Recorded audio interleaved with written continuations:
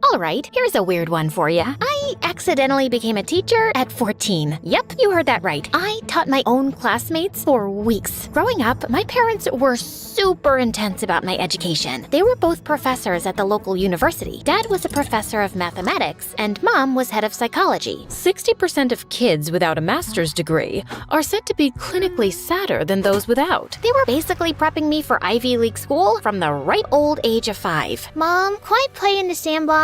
No, honey. The sandbox isn't going to help you get into a good college. You need to master your ABCs first. But no matter how hard I tried, I just wasn't good at school. I just didn't see the point. What would I learn there that would help me achieve my true passion? Dancing. Ever since I was young, just the sound of the garbage truck backing up would make me bust a move. Honey, are you feeling okay? One morning, while I was choreographing a new dance for the school talent show, my parents stormed into the room like two furious prosecutors ready to deliver a life sentence. Becca, turn that noise off right now! I froze mid-move, one foot in the air, and held up my harmonica bottle like it was Exhibit A. It's not music, it's my water bottle. Excuse me? Yeah, see? The bottle you guys gave me? It has a built-in harmonica cap, so technically I'm hydrating and being a musical genius at the same time, which honestly is pretty productive if you ask me. Wait, it does what? I took a deep breath and blew into the cap. A loud, shrill whistle-like note filled the room. Ta-da! Best present ever! Becca, put the bottle down. We're serious. I sighed, but placed it down. We're very disappointed. You flunked 3 classes and now you have to repeat the 8th grade. And as punishment, we're sorry, but you can't compete in the talent show. Oh, okay. Okay, that's it? You're not angry? Nah, I'm used to it. No good grades, no talent show, no future, no husband. I'll be outside, digging my own grave. Becca, don't be so dramatic. I picked up my harmonica bottle and played a slow, tragic tune. A funeral march, if you will. Too late. Ugh, Becca, we're serious. You need to get your priorities straight. Oh, I have priorities. Dance, talent show, become TikTok famous. Academics are like, 6th on the list. Well, they better move to first, or else. Fine, but I'm keeping my grave plot, just in case. To make things way, way worse, all my friends were all moving up without me. When I started 8th grade again, for the second time, I was totally ridiculed. Becca, how about you? What's 6 times 6? 220? I think we need to send Becca back to 3rd grade.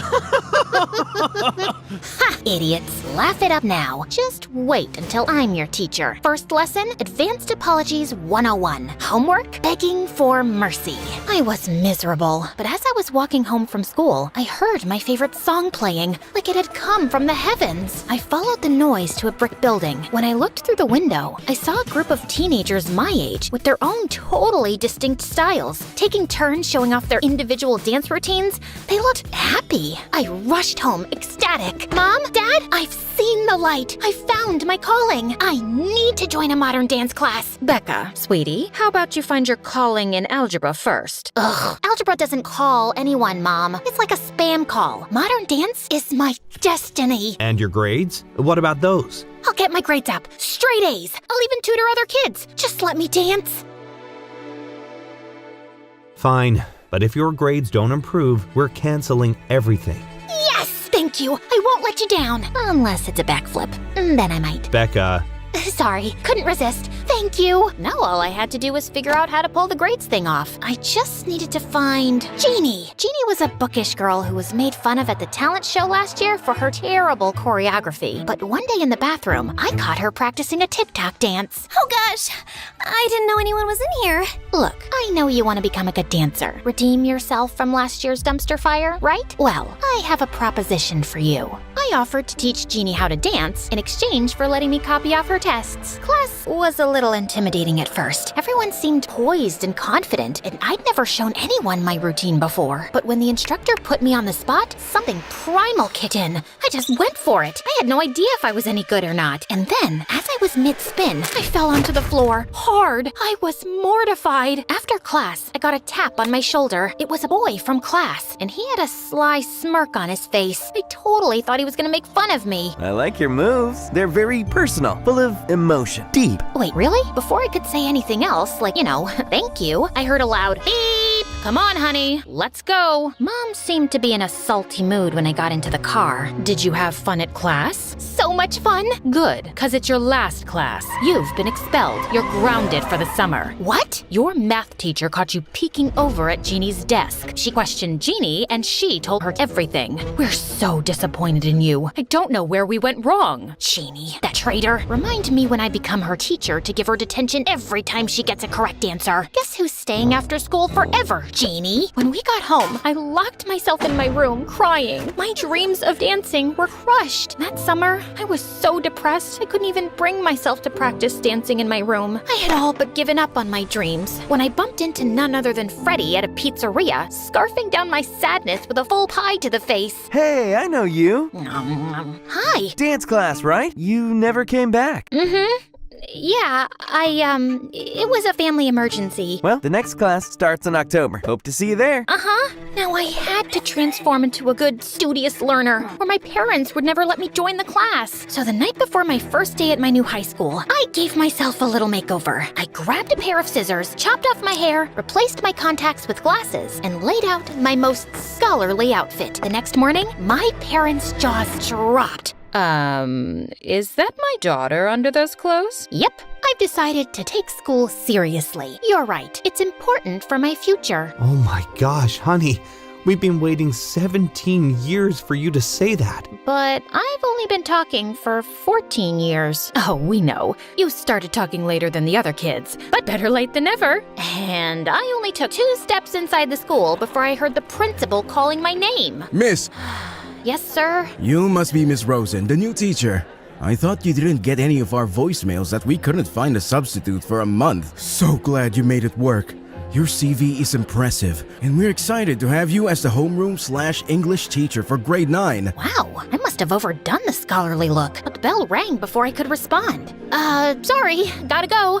Don't want to be late for class. I walked into homeroom feeling intimidated, and now old. All the kids knew each other. They were talking about their crushes and summer jobs and all the usual stuff. But then I heard them talking about something that put a pit in my stomach. So did you get through the summer reading list? Yeah, duh. I'm not gonna be an idiot like my mom. I want to get into a good college and marry a successful doctor. Wait, are you taking algebra or calculus? Summer reading? Calculus? I was in way over my head. I hadn't prepared for any of this, and I only had 1 month to get my grades up before dance class enrollment. I took the only seat available, which was right next to them. Hi, I'm... Nice mom hair. Seriously, my grandma has more fashion sense than you. You look like you could be our teacher. I had to stay studious. Wait, suddenly, I had an idea. If I looked so much like this teacher, I stood up and confidently strutted to the front of the classroom. That's because I am your teacher. Yep, Miss Rosen. Why not play into it, right? I was just doing a little social experiment to see how you kids act when the teacher isn't around.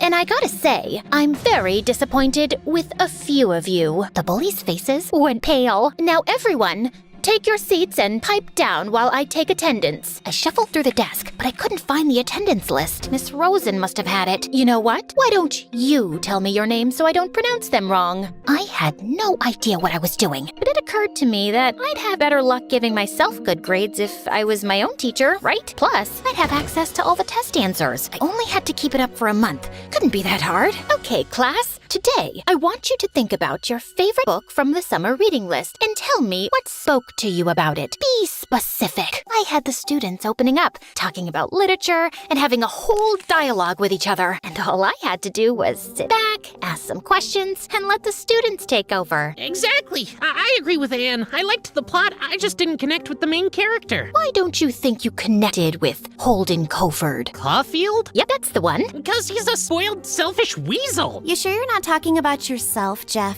That's extra homework for you, miss. Now, let's unpack why you feel the urge to insult Jeff. You suck at teaching. Okay, detention. Wow, it felt good to have power, and I actually felt like I was kind of good at this. Soon, I was borrowing my mom's clothes, kicking on the makeup, and saying things like, no running in the hallways. It was awesome. Don't worry about Becca's absence. I've already been in touch with her parents, and she'll be back to school in no time. I'm handling it. I brought straight B's back to my parents. Didn't want to be too suspicious and get A's. And when they called to confirm I was doing well and not cheating, I answered. She's a wonderful student, Miss Baker. She really applies herself, and she's improving every day. Oh, that's such a relief. You know, she always was a troubled student. Well, maybe if her parents...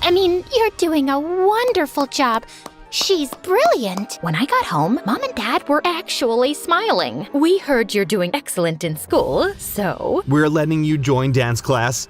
Thank you, thank you, thank you. When I got to the dance studio, I was ecstatic to find Freddie mid-stretch. And when the teacher paired us up as partners, I thought I'd be thrilled, but I just couldn't keep up, and I felt like I was slowing him down. I think you're naturally gifted. You just need more technical practice. How about we train outside of class? Competition is coming up soon, and I need you in top form. How could I not agree to that? Soon, Freddie and I were spending so much time together. My heart was beating out of my chest every time we would dance. Everything was going according to plan. Teaching by day, dancing by night. But suddenly, my teacher responsibilities started picking up, and I had to lie to Freddie about why I couldn't attend our private practices. I have a parent-teacher conference that I have to attend. As the student, of course. I suck at math. The truth was, I had to grade papers and accompany the students on field trips and host office hours and actually meet with parents about their stupid kids.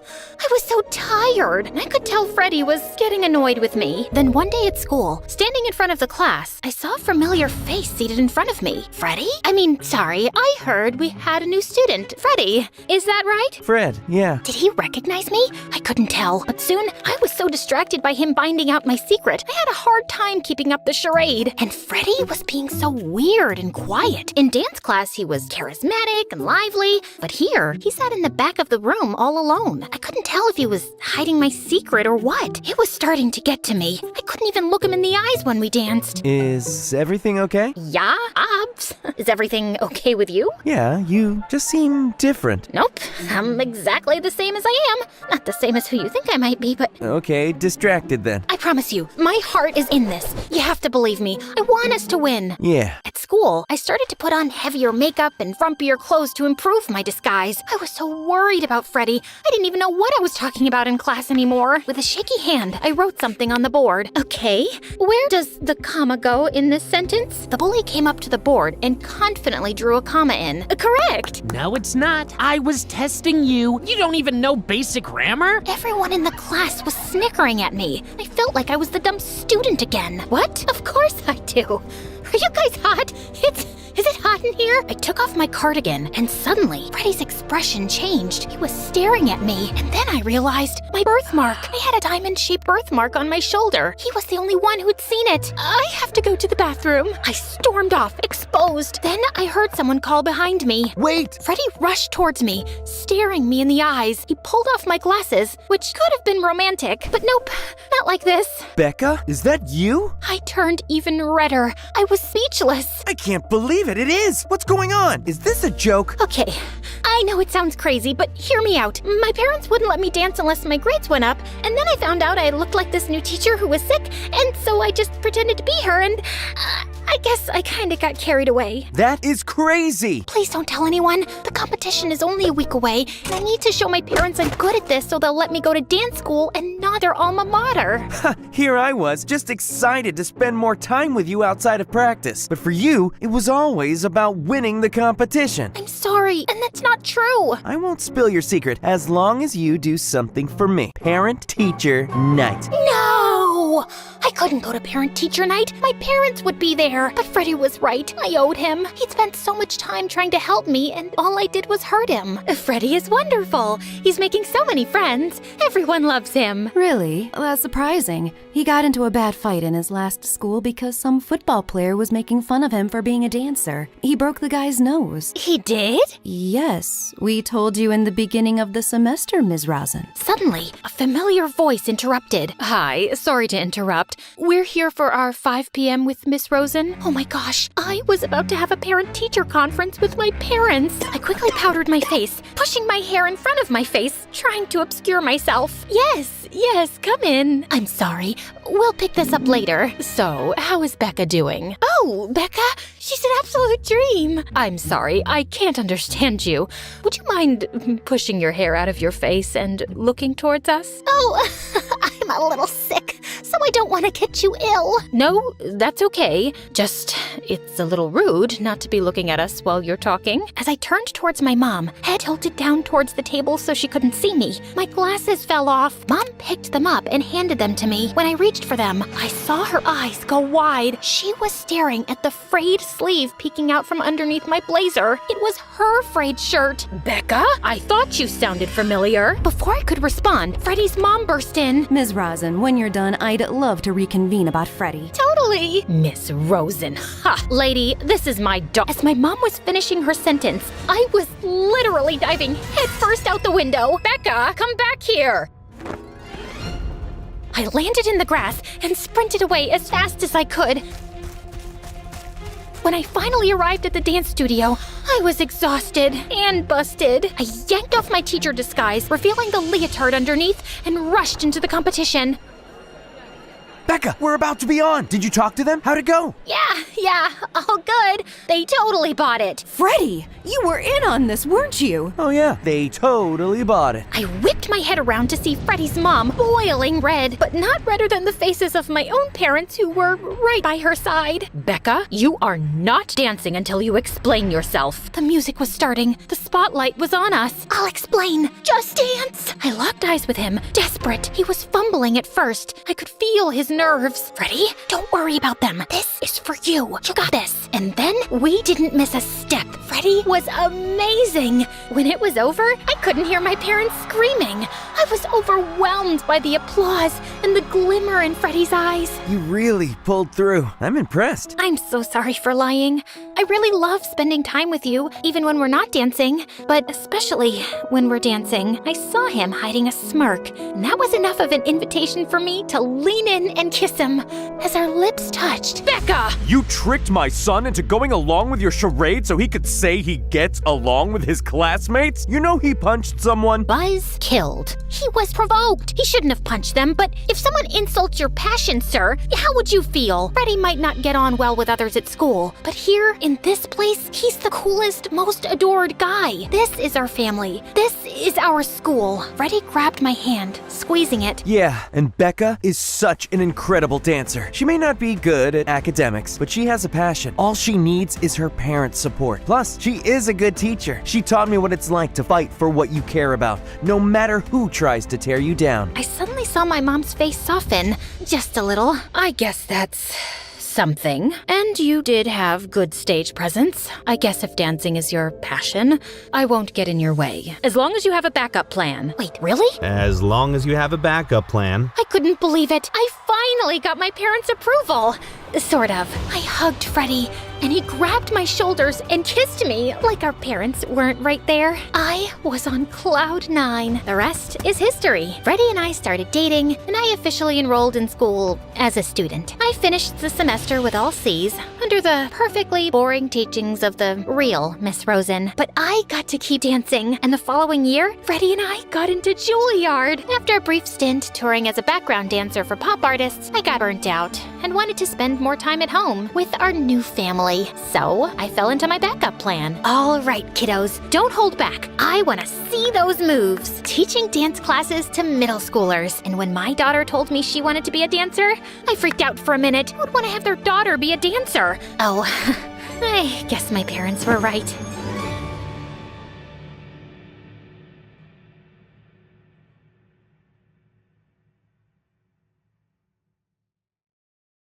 When my mom was a little girl, she heard this wild rumor that she comes from a family of witches. So naturally, like any sane person, she wanted to get to the bottom of this. She graduated college with honors and went all in on studying the supernatural in a more scientific way. And her big takeaway was that the supernatural is real. We just need the right means to connect with it. But even though Mom became super famous for her groundbreaking work, she still couldn't figure out if our family had any connection to witches. She was so obsessed with finding the answer that she neglected everything else, which didn't sit well with Dad. They fought all the time, and eventually, he had enough and left.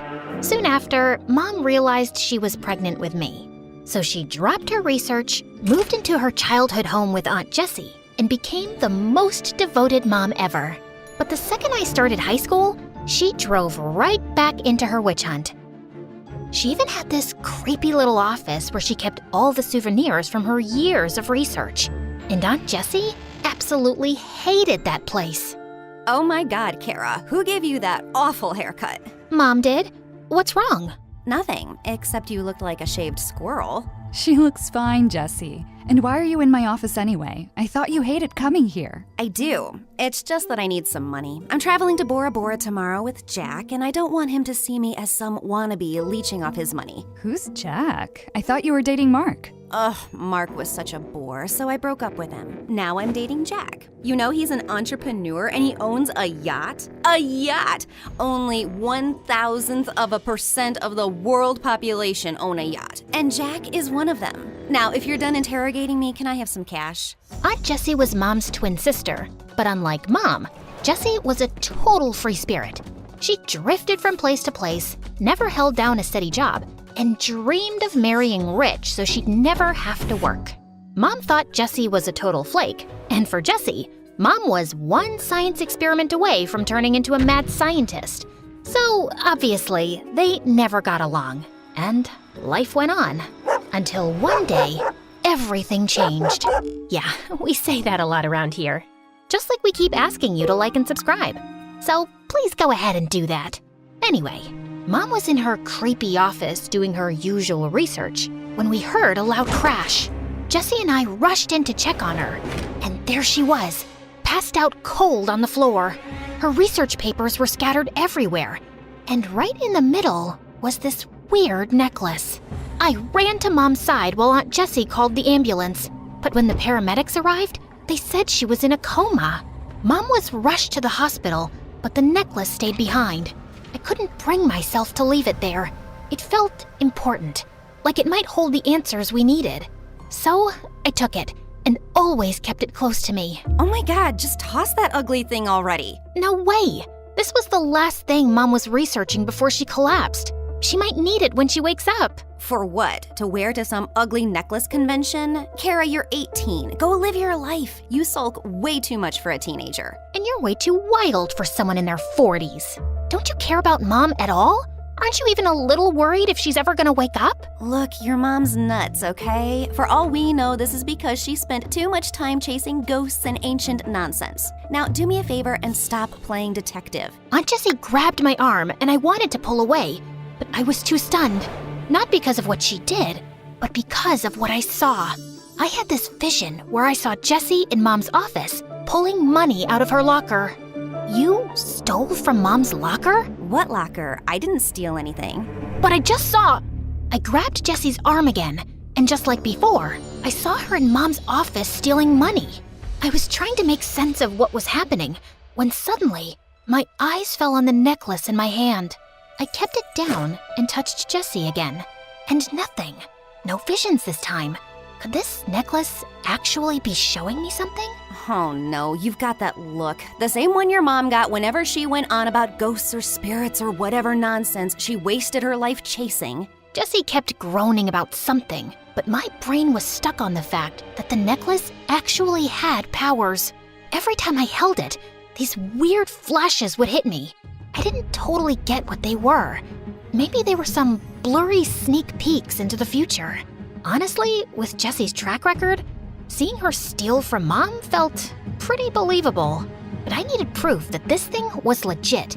So the next day, I wore the necklace to school, and like I suspected, every time I bumped into someone, I saw a glimpse of their future. Like, I accidentally brushed up against Madison, our cheer captain, and saw her flipping out in front of everyone. Sure enough, later that day, she dumped her boyfriend and destroyed his locker. I also saw Kyle, the class clown, going home alone to his cats, which was kinda sad. But then, I saw the rude school janitor having a terrible lunch that would keep him in the bathroom all afternoon. That instantly lifted my spirits. Oh wow, this is the best day ever! Whee! Talking to yourself, Kara? Is that your secret strategy to beat me on the test? Hate to break it to you, but it's not gonna work. Ugh, Ethan. Of course he had to walk in and ruin my perfect day. Ethan is in my class, and he's probably the most perfect guy ever. Rich, popular, a face that looks like it was carved by angels, And of course, perfect grades. He's got it all. But here's the kicker. Ethan's insanely clumsy. It's almost a talent how bad he is at holding on to things. Lunch trays, expensive vases, kittens, you name it, he's probably dropped it. And yet, somehow, his clumsiness just makes him even more charming to everyone. Well, everyone but me. I just thought it was hilarious how someone so perfect can be such an uncoordinated mess. Oh my god. Ethan, are you okay? Did you hurt yourself? Yeah, I'm fine. Just slipped a little, no big deal. Quick, someone get ice. Call the nurse. Ethan, how many fingers am I holding up? 2? What's so funny? Oh, nothing. It's just, isn't this a little dramatic? He just tripped. He's not dying. Just for the record, I could have seriously hurt myself. What if I hit my head and broke my neck? Would that be serious enough for you? Oh my god, you're fine. You may have a concussion, but that's about it. And you literally fall every day, Ethan. Multiple times a day. And you're walking just fine, aren't you? Ethan gave me the stink eye. And since then, he's been in this weird, unspoken competition with me. He tries to beat me at everything. Grades, gym class, who gets to the front of the cafeteria line first. And even though I have no idea why he's doing that, one thing's for sure. There's no way I'm letting him win. I'm here. I'm not late. Ew, what's that smell? Did you run here? Just ask Kara and I'll lend you a couple bucks for the bus next time you're late. At least I can run without tripping over a rock and rolling down the street. I don't need to run. I have a car with a private driver. And thank God for that. Or God knows how many people you would have run over by now, you clumsy fool. How dare you! Ethan lunged at me, but his foot caught on the desk, and he crashed right into me. As soon as we touched, I had this crazy vision of Ethan wandering through a forest, moving deeper like he was searching for something. And then suddenly, he reached the edge of the cliff and fell. If you keep staring at me like that, you'll fall in love. Ugh, as if. Get off me. And yeah, maybe stay away from cliffs for a while, okay? What? Did you not get enough oxygen to your brain while running over here? Just then the teacher walked in and we rushed back to our seats. That entire day, I couldn't help keeping an eye on Ethan. Even though he was a jerk, I didn't want him falling off a cliff because of some mysterious entity.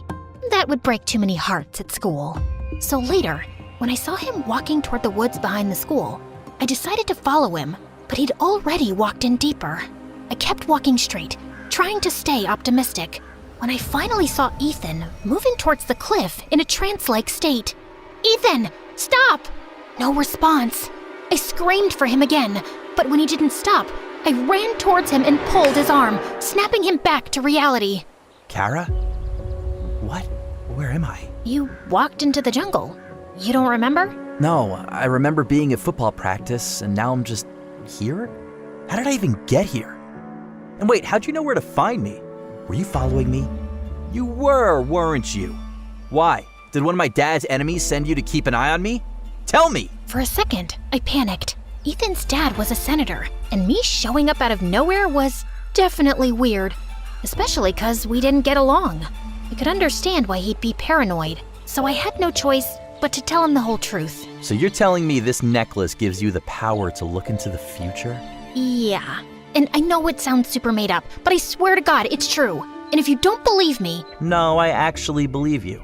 With all the weird stuff going on in my life right now, a magic necklace honestly feels pretty normal. That's when Ethan told me that for the past few months, he was being haunted by a ghost.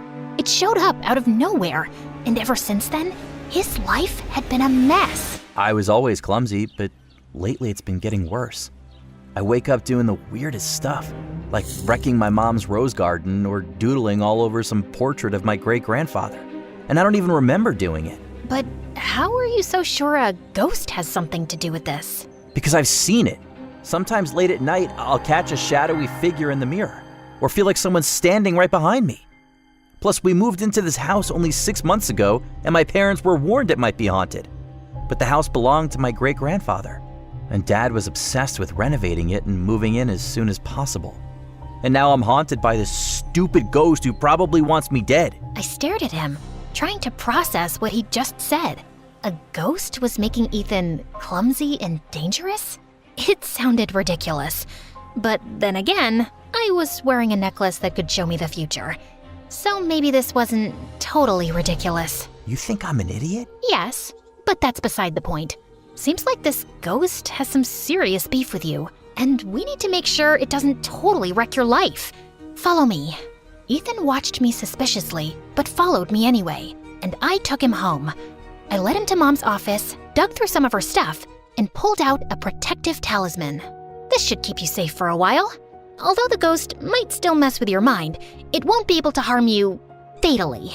Gee, thanks. That's reassuring. But how do you even know this stuff works? My mom was a researcher of the supernatural. I picked up a thing or two growing up in this chaos. That is, until she got sick. But I'm sure she'll be fine in no time. And this time when she's back, I'm not letting her out of my sight for even 1 second. At least you have that hope. I live in the same house as my parents, and I barely see them.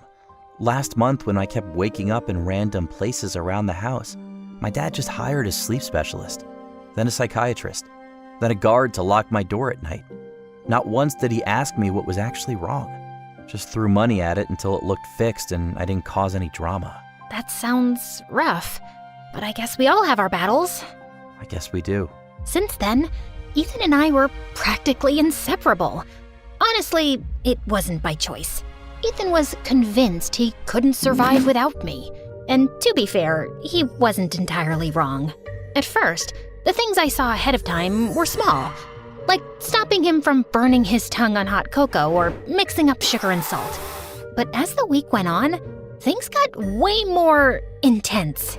First, I saved him from falling into the fountain in the school courtyard. Then it was dodging a soccer ball that almost slammed into his face.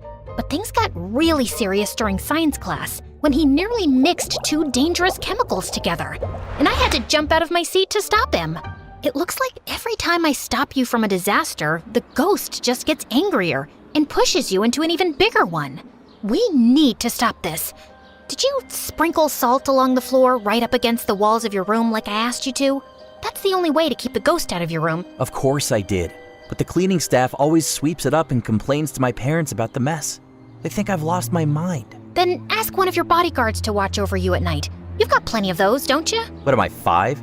My parents would think it's weird. You have to come up with a better solution. Like what? I can't watch you 24/7, Ethan. There's got to be another way. I have an idea. Ethan's brilliant idea was to sneak me into his massive walk-in closet overnight without anyone noticing. But why can't I just come in through the front door like a normal person? I mean, you're kind of popular. Don't you have friends coming over all the time? You mean those kids I hang with at school? They're only around because my dad's loaded. None of them are real friends. And even if they were, my dad's way too paranoid to let anyone in without running them through 100 security checks. Seriously, sneaking in is just easier. And way more claustrophobic. You'll survive. But it was tougher than it looked. Ethan's place was like a fortress. Big, sprawling gardens, guards crawling everywhere with dogs that would rip you apart. Even his closet was bigger than my room. So I slipped in and waited for Ethan while his guards patrolled the house. But with the blackout, the air felt heavy, and I started to feel dizzy.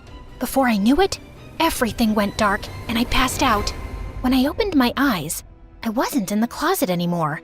Instead, I was standing in a dimly lit hallway with creaky wooden floors and walls lined with old paintings. Finally awake, Sleeping Beauty? I spun around to see a girl my age, dressed like she had just walked out of a 19th century drama. What is this? Where am I?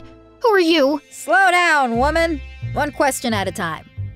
You're having a dream, and I'm the ghost of this gorgeous house. You're the one haunting Ethan? Haunting is such a dramatic word. Let's just say I'm invested in his miserable little life. Why? Because I enjoy tormenting pretty boys. In life, I scarcely had the time for such amusements, but now, as a ghost, I can slip in and out of their lives as I please. It's one of the few pleasures I have left. Now, if you're done pestering me with questions, there's something important I need to show you. She led me down a narrow staircase and finally stopped in a weird cave that looked like it was centuries old. The walls were all stone, and on them were strange looping symbols repeated over and over in neat rows. I was trying to make sense of what they meant when the ghost gestured towards the end of the cave, to a red door. If you want answers, just walk through that door. What's behind it? The truth. You're really enjoying this, aren't you? Oh, immensely. Now do as I say. You don't have much time. I took a deep breath and walked over to the door. But just as I was about to turn the knob, I heard a scream coming from the end of the cave. I got so spooked, I immediately recoiled and fell. My head hit the ground, and I don't remember what happened next, except I woke up staring at the ceiling in Ethan's living room. I slowly got up, trying to make sense of what happened, when I saw Ethan holding a lighter, standing inches away from the curtains. Without thinking, I lunged forward and snatched the lighter out of his hand, when suddenly Ethan's parents walked in. Who are you and what are you doing in my house? Dad, I'm not asking you, Ethan. You go to your room. But Dad! I said leave! Ethan's mom took his hand and took him to his room, while I just stood in the living room, motionless. As for you, girl, you broke into my house, and judging by that lighter in your hand, I'd say your intention was to set something on fire. Some rival sent you to sabotage me, so I stepped down from my mayor campaign? What? No, I wasn't trying to burn anything. I was helping Ethan. Ask him. I don't have to ask him anything. My son would never be friends with someone like you. Excuse me, sir, but you're crossing a line here. I agree this whole thing looks suspicious, but I'm telling you the truth. You can call my aunt. She can vouch for me. Oh, I'm sure you have some accomplice ready to cover for you. Enough of this nonsense. You're not fooling me. Before I could argue any further, his dad pulled out his phone and called the police. And an hour later, I was sitting in the police station, feeling like the unluckiest person in the world. I was just about to lose my mind when Jesse burst through the doors and dragged me home. Of all the stupid, reckless, irresponsible things you could have done, Kara, you broke into someone's house? I didn't. Ethan called me there. He's my friend. So you're telling me you have rich friends like that guy Ethan, and you never told me? How could you do that? The least you should have done was to introduce me to his father. For the love of God, Jesse, his dad's married. Where are your morals? Who needs morals when you can be rich? And his dad's a politician, right? Everyone knows politicians are always looking for trophy wives. I'm sure I'd fit right in. Now do me a favor and arrange a meeting. I will do no such thing, you freak. What? I'll talk to him after break. Tomorrow at school. I didn't, because Ethan didn't turn up at school the next day, which kind of had me worried. I even called him, but he didn't answer. So I thought he was just ignoring me after what happened with his dad last night. But then, something in my heart told me things weren't right, so I decided to pay him a visit. I was outside his mansion when suddenly I started hearing voices. I walked in and froze. Ethan was standing on the edge of the roof, swaying like a leaf in the wind. His parents were shouting up at him. Guards were barking into their walkie-talkies. But no one was making a move to save him. Ethan, sweetie, please wake up. But Ethan didn't move. It was clear he wasn't himself, and if someone startled him or rushed up there, it might only push him to jump. I had to get to him somehow, so with everyone distracted, I slipped into the mansion and dashed upstairs to the rooftop. Ethan? Ethan, it's me, Kara. I know you can hear me. You're not alone. I'm here, okay? Just focus on my voice. Ethan tilted his head slightly, like he was trying to place the sound. You're stronger than this. Whatever's got a hold on you, it doesn't control you. You're Ethan, the guy who trips over air and somehow still looks cool doing it. You're not a puppet. Fight it! For a moment, nothing happened. Then slowly, he turned his head to look at me. Kara? It's me. I've got you. I won't let go, I promise. Finally, he reached out, and the moment our hands touched, I yanked him away from the edge with all my strength. But I fell, hit my head, and blacked out.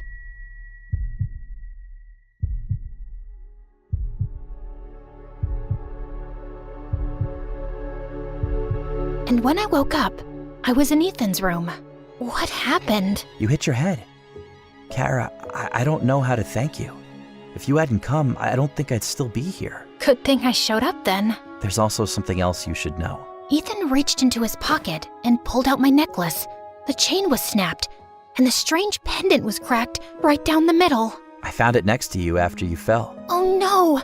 It was the one thing that still connected me to my mom. I'm so sorry, Kara. I'm sorry that I dragged you into this mess. It wasn't your battle to fight. In fact, there's something you should know. And Ethan told me that he wasn't actually possessed, but had a rare psychological disorder that caused blackouts and hallucinations. It started when he was a kid, but it went away. We thought it was fine until these past few months. He started having these episodes. His dad's political campaign, the pressure, moving into this old place with all its creepy stories. It must have triggered it again. And we tried to keep him safe, secured the entire place, but we failed. My parents didn't tell me this because they thought I might freak out and maybe the condition will worsen. But what's worse than jumping off a roof? Sorry, bad time to joke. But the bottom line is that I'm truly sorry for everything I've put you through. And I'd really love it if we could be friends. Ethan was still talking when my phone buzzed. It was Aunt Jessie, and she told me that Mom was finally awake. I told Ethan, and he immediately offered to take me to the hospital. As soon as we reached the hospital, I rushed into Mom's room and held her tight. Oh, thank God. I was so scared I'd never get to see you again. Oh, my sweet girl, I missed you too. And I've got to say this, you've been so brave. But Mom, I messed up. I broke the necklace. Well, you kind of did me a favor there. Mom's eyes drifted to the broken necklace, and she told me that it wasn't just some souvenir, but an ancient relic designed to imprison souls. I studied it thinking it would confirm our family's history with witchcraft. I thought if I could connect my spirit to it, I'd gain the wisdom I'd been seeking. Instead, the necklace trapped me. My body stayed here in a coma, but my spirit was locked inside. But when it broke, it lost its hold. My soul was released and returned to my body. So, you were in this necklace all this time? In a way, yes. I've been watching you, and you've been so brave, Kara. Although I got a bit freaked out when I saw you walking towards that red door. Wait, you know about the red door? How? I never told anyone about that vision. I know because I was there. That scream you heard was mine. And it wasn't a vision, Kara. The necklace was messing with your head. It feeds off your fears and uncertainties. And when it sensed your confusion about Ethan's haunting, it created the image of a ghost to prey on your emotions. It was all a trick to get you to walk through that red door willingly. And if you had, you'd be trapped just like I was. So, you mean everything I saw in my visions was my imagination? But what about the stuff that came true? The necklace has this strange power of showing you bits and pieces of the future, but never the full picture. It keeps you curious, making you rely on it to guide you. That's how it earns your trust and manipulates you. I think I'm gonna lose my mind. No, you won't, because I will never let this happen again. I'm done with these studies, Kara. I lost sight of what matters and nearly lost everything. I think I want to focus on my family again. I'd love that too, Mom. Great! Now that you're both reunited, maybe we can talk about my Bora Bora trip? No? Fine, I'll just sit here quietly. We all laughed, and it felt like a new chapter had begun. The necklace was gone, Mom was awake and back with me. And as for Ethan, well, he's still clumsy as ever. But at least he's taking therapy, so he won't roll off another building and blame it on a ghost.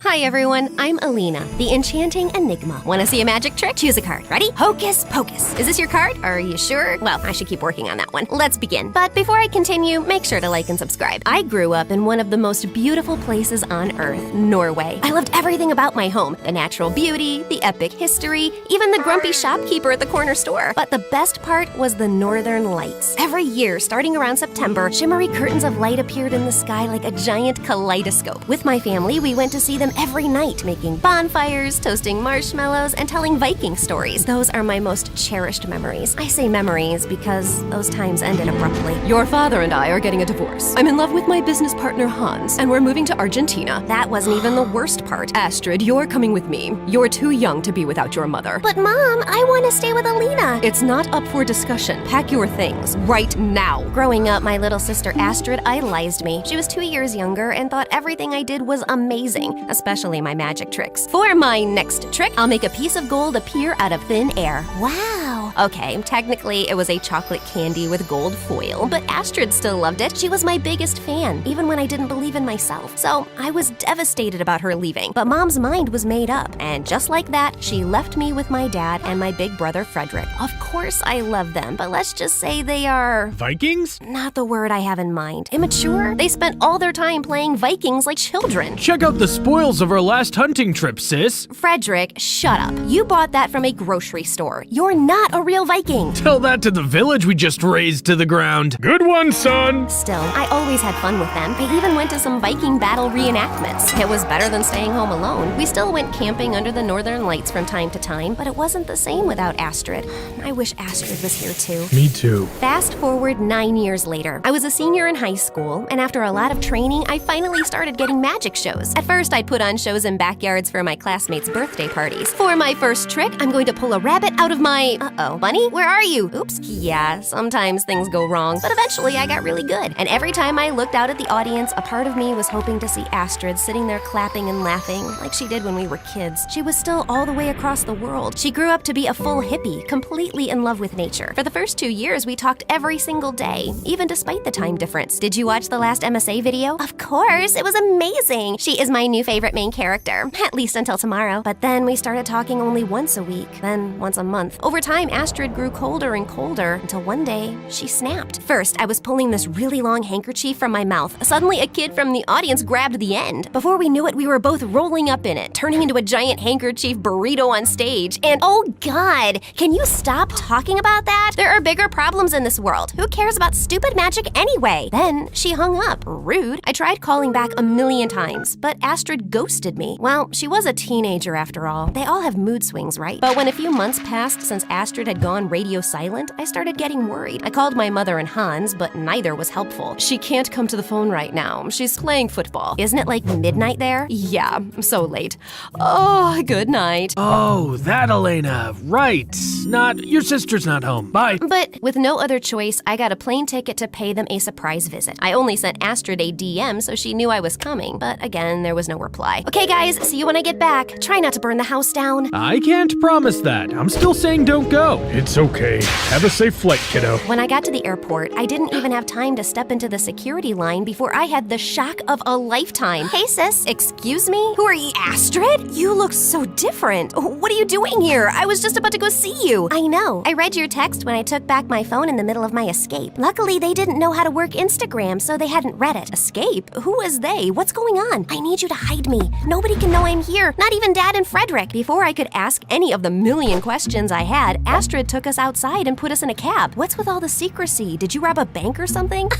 Of course not, sis. Why would you ever say such a thing? Astrid kept looking nervously at the taxi driver. A few minutes later, he dropped us and Astrid pulled me into an alleyway. Tell me what you know. About why you're here? Nothing. I called you nonstop for months. Tell me what's going on before I call Mom. No, don't call her. Mom changed a lot after we moved. She does whatever Hans says and he's a monster. Like a real one. Months ago, he took my phone and kept me locked in my room. Are you for real? I can't tell you more than this for now. The first thing I did after escaping was get a ticket here. I need you. You're my last hope, sis. Astrid's story was disturbing. I had to help her. She was my baby sister. So we went to the mall to give her a makeover. New clothes, new hair color, different lenses. But I didn't know if her disguise would fool anyone. You really think Dad's not gonna recognize his own daughter? I don't think so. He hasn't seen me in person since I was 7. Plus, Dad and Frederick aren't exactly geniuses. No offense. I was a little offended, but she wasn't wrong. As we got home, I almost fainted from the smell. There was trash everywhere, food smeared on the walls. Alina, you're back! Dad! Alina's back! Thank Thor! What the heck happened here? I've only been gone a few hours. I told you we'd be lost without you. Who's your friend? Dad looked at Astrid in confusion. You remind me of someone. Probably some international superstar or model. I get that a lot. Frederick, Dad, this is Ruby, love your place. Thanks, Ruby. You're a gem. Good one, Dad! I rolled my eyes and pulled Astrid upstairs. Then my phone rang. It's Mom. Please, sis, you can't tell her I'm here. I picked up the phone, and when Mom asked me if I'd heard from Astrid, I denied it. Your sister is in serious trouble. Please tell me if you hear from her. Before I could say anything, she snatched the phone from my hand. Dear customer, your coverage is currently out of range. Please try again later. I felt weird, but I shrugged it off, and later I talked to my dad about Ruby staying with us for a little while. Dad was so happy I hadn't gone to Argentina that he agreed right away. Thanks, Alina, you're a lifesaver. Hey, I can book some magic show for tomorrow. You know, I'm a really big hit here, so you can come. Actually, I wanted to check out this new environmental facility nearby. Oh, okay, I guess we can do that. When we got there, it was just like a normal, boring factory site. But then Astrid broke a window, opened its latch, and started crawling in. What are you doing? Breaking in? Hush! Either come with me or shut up and stay here quietly. Feeling totally weirded out, I reluctantly followed her as she moved down the corridors. When she reached the office, she started going through the drawers and took several documents. Astrid, this is illegal! Don't worry, I know the owner. Then she grabbed some spray paint from her bag and started painting the walls. She wrote something in really big, sloppy letters. Dentures? It says destroyers. Oh, right. Oh, what? Just then, sirens wailed in the distance. Run! I thought you said you knew the owner. I do. He's my arch nemesis. What? I never said we were friends. We raced out of there as fast as we could and make it home without being caught. Why would you do something like that? Will you tell me what's going on? Can't. And don't be so uptight, sis. It was just a little fun. Thankfully, the next few days were less crazy. Astrid still avoided coming to my magic shows. She was really busy with her plan, but every time I asked about it, she would change the subject or run off who knows where. I decided to find out the truth, so I started going through her things. In her purse, there were some huge piles of cash. There must be a logical explanation. Maybe she subscribed to MSA and won their amazing weekly prize of $10,000, right? What? You haven't subscribed yet? What are you waiting for? Remember that this only works on YouTube, not on other low-end platforms such as TikTok.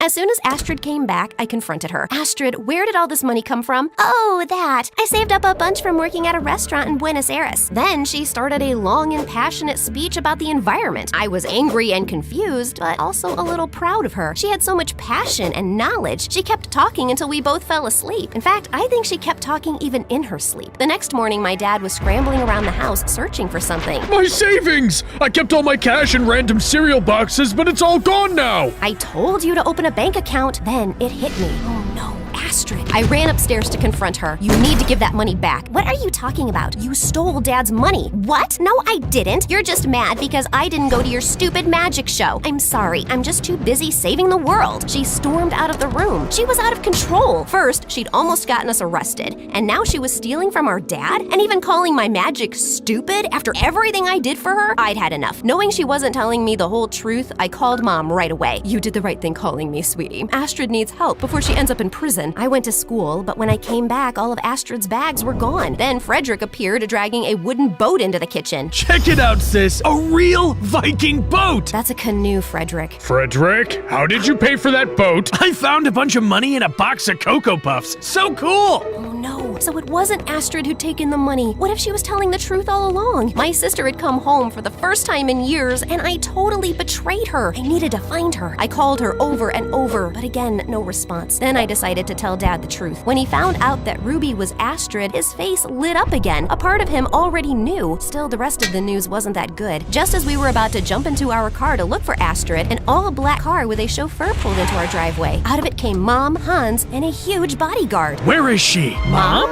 We need to find your sister right away. She stole my money from me, and she vandalized my construction project. I knew you helped her, Alina. If you don't help me find her, you are gonna end up in jail, just like your idiot sister. Don't you dare talk to my child like that! Dad tackled Hans, but then the huge bodyguard came for us. Frederick let out a Viking war cry and lunged at him. Soon our front yard became the scene of a fierce battle. But don't panic, we have a weapon up our sleeve, my magic. As Dad and Frederick were trying to beat the bodyguard, I decided to catch Hans. So I grabbed my magician coat and hat, and with a wave, cards flew straight at Hans's face like little arrows. Then I threw my rabbit at Hans, who is quite a fierce little biter. Then I pulled out my handkerchief, magically turned it into a rope, and then managed to tie up Hans with it. Just then, help arrived. But it wasn't the regular police, it was some kind of secret service. And they immediately arrested Hans and Mom. Turns out their new factory that Astrid had broken into was located in a zone and used certain chemicals that could lead to an environmental disaster. They had falsified the safety tests and all the permits. When Astrid found out, she tried to go public, and that's why they were keeping her locked in her room. After escaping, she came here to collect more evidence before presenting the story to the authorities, who quickly located the people responsible. Yep, my mom and Hans. However, Astrid was still nowhere to be found. She was gone. About a year later, I had my biggest magic show yet, and I nailed it. Towards the end of it, I dedicated the show to Astrid. My sister is my favorite person in the world, and I miss her. Wherever she is, I hope she knows how proud of her I am, because she grew up to be this amazing, brave person. And after the show, I went to my favorite viewing spot to see the Northern Lights. Since it was the season for them, I kind of felt closer to Astrid in this spot too.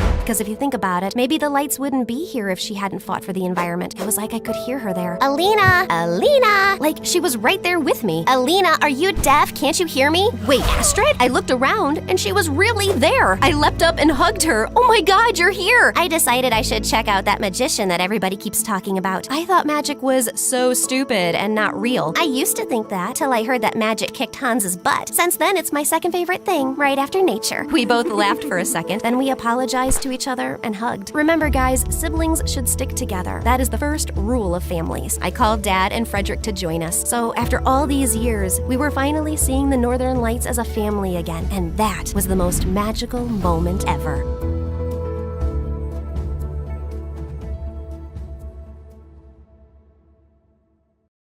তোমার দুটো recipe আমার ভালো লেগেছে, but বেশি ভালো লেগেছে হচ্ছে ডেজার্টটা। কিন্তু এইটা আমার কাছে অনেকটা হালুয়া টাইপ মনে হয়েছে, মানে ফ্লেভারটা।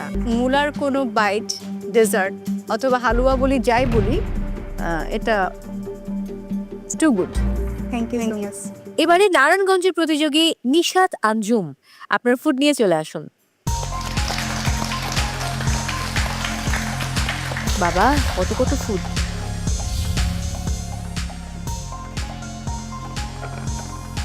হ্যালো জাজেস। হ্যালো। Hello, hi ma'am. আমি একটা স্যাবোরি টার্ট করেছি, এটা হচ্ছে ক্রিস লরেন উইথ র্যাডিশ, আর হচ্ছে ডেজার্টে করেছি আমি র্যাডিশ সুইট বাইট।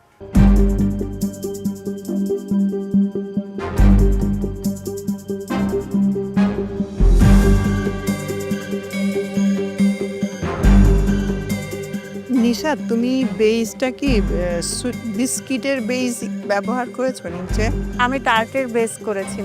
টার্টে তার সুইট ডো যেটাকে বলি আর কি, তুমি কিন্তু সল্টেড করে করেছো। হ্যাঁ, আমি স্যাবোরি করেছো, খেতে ভালো হয়েছে।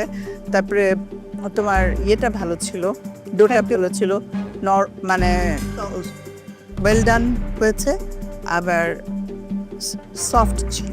তোমার দুটো রেসিপি আমার ভালো লেগেছে, বাট বেশি ভালো লেগেছে হচ্ছে ডেজার্টটা। কিন্তু এইটা আমার কাছে অনেকটা হালুয়া টাইপ মনে হয়েছে, মানে ফ্লেভারটা। Thank you. নিশাদ, আমার কাছে আপনার পাইটা ভালো লেগেছে। Thank you ma'am. খেতে মজা, পারলে খাওয়াও টাইপের হয়েছে, বিকজ আমি এখানে একদমই মূলার কোনো কিছুই পাচ্ছি না। কাইন্ড অফ একটু পিৎজার মতন হয়েছে। স্পেশালি ডেজার্টটা অনেক বেশি ভালো হয়েছে। Thank you. গুড় দিয়ে মূলার কোনো বাইট, ডেজার্ট অথবা হালুয়া বলি, যাই বলি, এটা too good. Thank you. Kishta, I felt it was a risky move. It's a classic French recipe. I think you did a great job. Bhalo chilo, taste balance of beef with mula, with cheese, I think right and appropriate notes ke hit kore. Overall bhalo chilo. I wish eta arektu shokto hoto. এটা উঠানো যাচ্ছে না, উঠানোর আগেই ভেঙে যাচ্ছে। So serving এর সময় একটু প্রবলেম হতে পারে। You won't be able to serve pieces. খিস ইউজুয়ালি আমরা কেটে পিসেস হিসাবে সার্ভ করি, সো ওই জায়গাতে একটু টেকনিক্যালি ভুল হয়ে যাচ্ছে। But overall I think that was a good try. Thank you sir. মূলা টেস্ট ওয়াইজ ওভাবে করে বোঝা যায় না, বাট আই ক্যান ফিল যে মূলা আছে এটার মধ্যে। What I really like is this, এটাতে মূলা টেস্ট করা যায়। It is a sweet dish but গুড় কনডেন্স মিল্ক দেওয়ার পরেও যে অ্যামাউন্ট অফ সুইটনেসটাকে আপনি ব্যালেন্স করতে পেরেছেন, I really like this. So overall আজকে ভালো ট্রাই ছিল। This is not the best dish you have fed us, but it's good enough. ঠিক আছে, কস্টিংও ঠিক আছে। কিচেন ক্লিন ছিল না, বাট কস্টিং ঠিক আছে।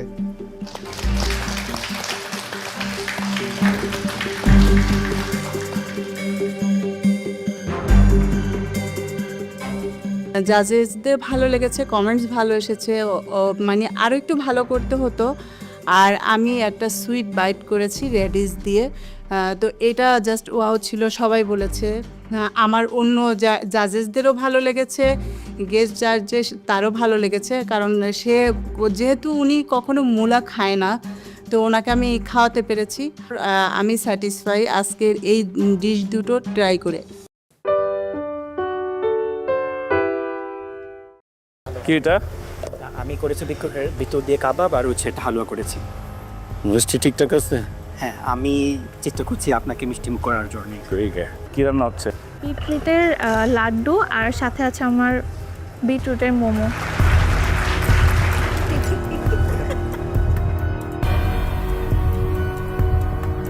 কি অবস্থা ভাই? আপা আসসালামু আলাইকুম।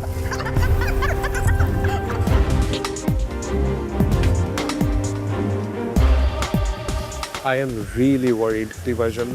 ওর একটা নষ্ট হয়ে গেছে। একটা কোন নষ্ট হয়েছে? ফুল বুঝতে পারেন, ফুল পুড়ে গেছে। ডেজার্ট। অ্যান্ড আমি যখন ওকে জিজ্ঞেস করছি দুটো হবে তো, দুটাই মনে হয় সে। তামান্নারটা আমার কাছে অনেক ইন্টারেস্টিং মনে হয়েছে। তামান্না একটা তিবেতের স্যুপ করতেছে বিটরুট দিয়ে, ক্যারট দিয়ে হয় ইউজুয়ালি, ওটাকে বিটরুট দিয়ে করতেছে। ভালো তো। হ্যাঁ, ভেরি নাইস অল্টারনেটিভ। লিনা করতেছে একটা ডাম্পলিং, সুন্দর।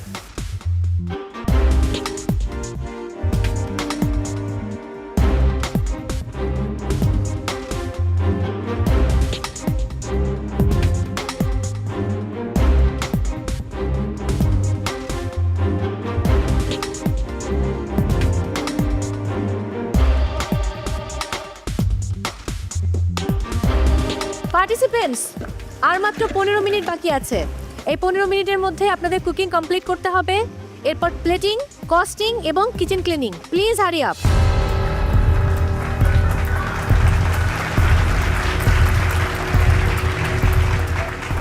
কি অবস্থা? কি রান্না হচ্ছে? বিটরুটের লাড্ডু আর সাথে আছে আমার বিটরুটের মোমো। Thank you. হ্যালো, কি ভয় লাগছে না? এটা কি? এটা হচ্ছে একটা সালাদ, যেটা হচ্ছে চিজ আর বিভিন্ন রকম ভেজিটেবল দিয়ে। এটা হচ্ছে যে আমাদের বিটরুটের যে মানে একটা ব্যাড একটা ফ্লেভার থাকে, এটা আমি হচ্ছে স্ট্রং ফ্লেভারটা খুব ভালো করে বয়েল করে ভিনেগার দিয়ে এক্সট্রি করে দিই। Thank you. কি অবস্থা ভাই? কি এটা? আমি করেছি ভিতর দিয়ে কাবাব আর হচ্ছে একটা হালুয়া করেছি। মিষ্টি ঠিকঠাক আছে? হ্যাঁ, আমি চেষ্টা করছি আপনাকে মিষ্টি মুখ করার জন্য। Thank you. ওকে, আসসালামু আলাইকুম। আরে বাহ, ওয়ালাইকুম।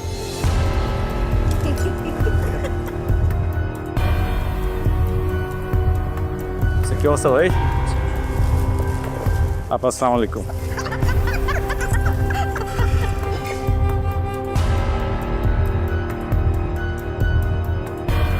কেমন লাগলো এই তিনজনকে দেখে?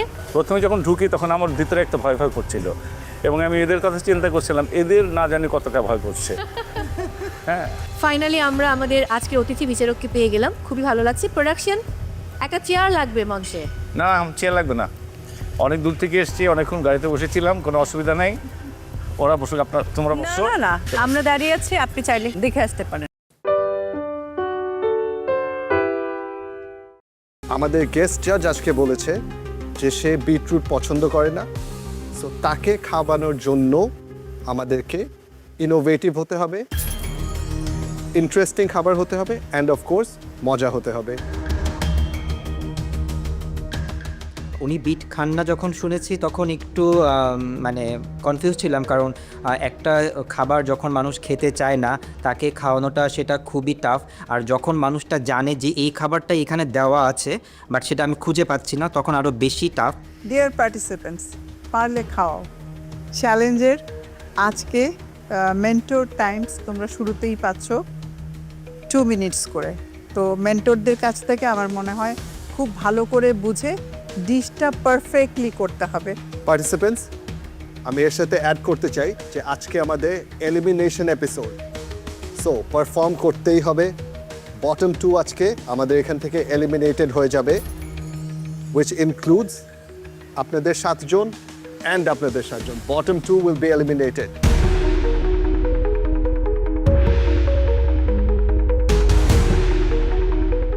পারফর্ম করার আরেকটা reason is the black scarf. আমরা সবাই ব্ল্যাক স্কার্ফের পাওয়ার জানি, কত দুবার দেখেছি power. You want to win the black scarf, you have to have the highest mark. So perform. আজকে এপিসোডের এন্ডে one of you will win the black scarf. Thank you chef. বিজ্ঞ বিচারক, আমি অনুরোধ করবো এবারে আপনাদের আসন গ্রহণ করার জন্য।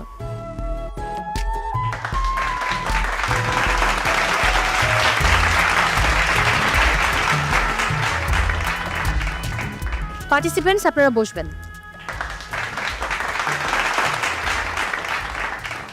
এবার মেন্টরস, আপনাদের সময় শুরু হচ্ছে 2 মিনিটস করে পার পার্টিসিপেন্টসের জন্য। এখন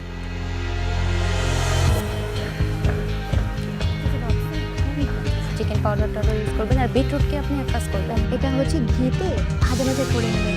সেকেন্ডলি হচ্ছে আপনি হচ্ছে অ্যাপিটাইজার সার্ভ করতে চাচ্ছেন, স্যালাড করতে চাচ্ছেন, ভিনেগারে ভিজে কুচিকে একদম মিহি কুচিকে বিটরুটটা যাতে অল্প দিন জাস্ট কালার করছি না, একটু বুঝে নিন একটু চাচা এটা আমি ফলো করতেছি, কি করতে রোল লাগবে টাইম শেষ বিউটিফুল টাইম শেষ বুঝে না স্যার, যেটা বেটার হবে। টেস্টিও তো হতো, বিটরুটের স্মেল থাকে, তাহলে আপনি কর্নটা টক ইউজ করেন, তাহলে টেস্ট ভালো আসবে। না, ভিতরে চিকেনের ভিতরে বিটরুটের স্টাফিং যাবে, একটা চিকেনের সাথে মিক্সড হয়ে চিকেনের রোলার হতে পারে বা যে কোনো একটা টিকিয়া এসব কী করতে চাইবেন বলে ইউজ করবে। লেয়ারিং ভালো লাগে, মাথা লেয়ারিং ভালো, বিটরুট